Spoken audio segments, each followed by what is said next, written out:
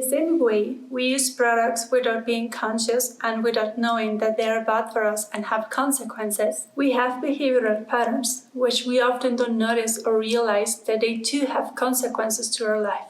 I want you to think for a moment of any reaction you have automatically every time the same situation presents itself.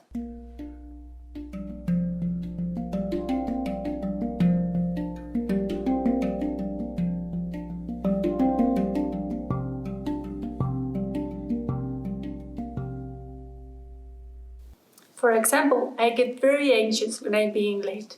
It doesn't matter how important that event is, I will always get anxious. My hands will start to sweat and my heart will start to beat very fast.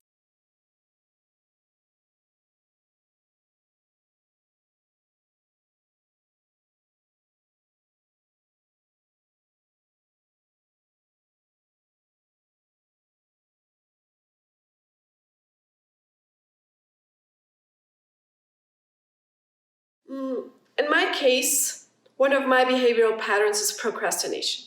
And I think this is a fairly common problem in the creative industry. But last minute is very often a very great inspiration. For each one of my projects, I have an established deadline. During the time of research and creation, I obsess over every detail, trying to understand the problem and trying to find the perfect solution for this problem.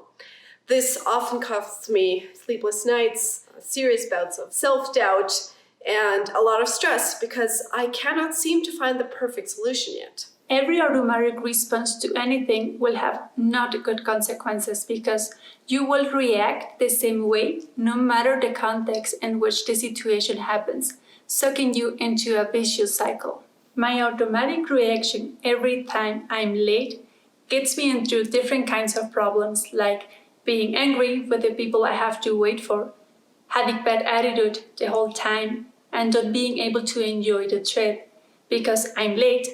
Even if it's just 5 minutes, I'm mad and anxious. Now that you identified an automatic response, think as well about the consequences that brings into your life. What are the consequences you encounter?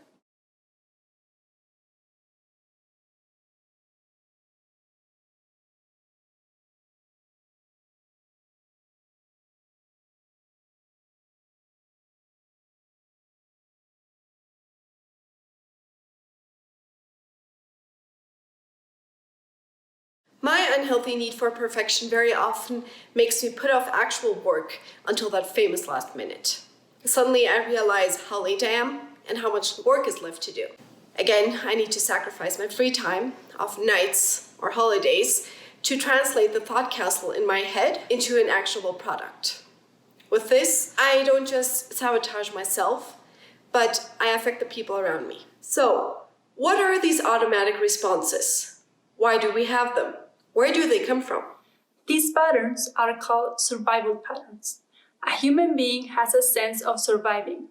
It's something we all have in ourselves. Since we are in the womb and our early childhood, 7 to 8 years old, we know that we need mom and dad to survive. Instinctively, we know that without an adult, we die. And let's get some perspective. In this period of life, we cannot understand what's happening, nor even know how to control it. We are pure emotions. We don't develop the left hemisphere of our brain, the one that is in charge of logical thinking and reasoning, until the age of 8. Before that, we just feel without analyzing.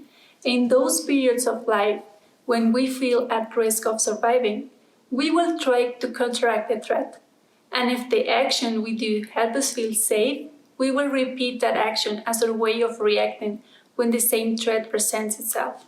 When we establish our way of reacting to a specific threat, in that moment, we establish a survival pattern that we will repeat every time that the same or a similar threat risks our survival. If the threat is something that occurs often, the survival pattern will get stronger and become a part of our personality. The time passes, and now as an adult, we have an unconscious response that will come out automatically every time we encounter the same or a similar threat in our lives as we did as kids. And even though we as adults know that this situation is no longer representing a threat to our survival, this automatic response has become like a well-known path, a path that always leads us to the same kind of consequences. What is your well-known path? You can find your very own survival pattern through contemplation, meditation, or even therapy. You may ask, how will I benefit from knowing this? For starters, it will help you know you better and learn why you do what you do. That's the first step to change, and once changed, you will have more inner harmony. Since I discovered where my anxiety for being late came from, I no longer feel that anxious. I still don't like being late, but I no longer have that intense reaction, and I can discern when it's really important to be on time and when it really doesn't matter. Exactly. As for myself, ever since I consciously realized what my survival pattern is and where it came from, I am learning not to let my lack of perfection determine my self-worth. I'm learning not to work through nights, and I'm learning to create healthy routines that I stick to no matter what. To summarize, every specific situation requires an action, and that action has on one side a benefit, but also a consequence.